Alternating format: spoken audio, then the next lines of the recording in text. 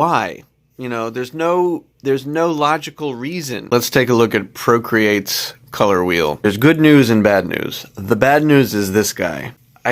They've arranged the hue circle so that the quote-unquote traditional complements are across from each other. So you've got red and green across from each other. You've got yellow and violet. That's what we learn in Johannes Itten. That's what we learn from Chevreul. This is violet in RGB.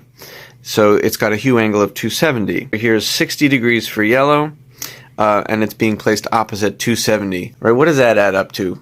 Not 360. I think they started with yellow-violet because red and green is like a kind of an arbitrary number. So we'll switch this to 0 degrees, and you can see that's RGB red. If I kind of eyeball it, I end up at like a hue angle of 142.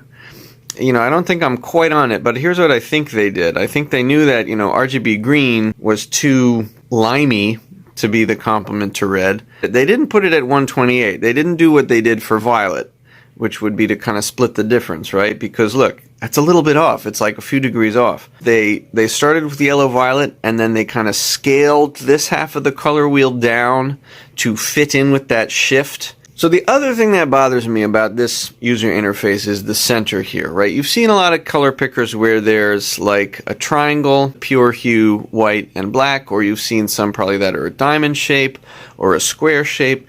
And those are all just different ways of geometrically squishing HSL, hue, saturation, lightness. They've compressed it into a circle.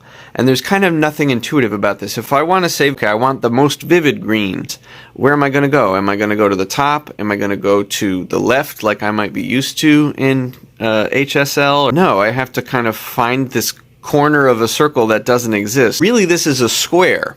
There should be an HSL square, but they've warped it into a circle.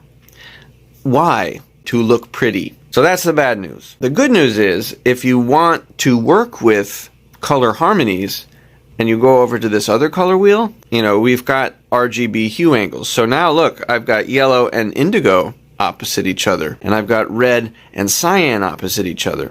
So these are the complementary pairs as defined by RGB, which, you know, isn't perfect but is more correct. That's the scientific definition of complementary. Two colors that, when combined, create an achromatic stimulus. And if you want to work with, you know, triads or tetrads or anything like that and have them be geometrically more or less correct, you can do that in this wheel. The other thing that's nice about this is that, unlike this circle where the hue component and the saturation and lightness component are like two separate things, it's actually combining hue and saturation, right? It actually visualizes all the desaturated tones in the center of the circle, and you can actually choose complement pairs that have matching saturation levels. This, to me, is both more intuitive and more scientifically correct.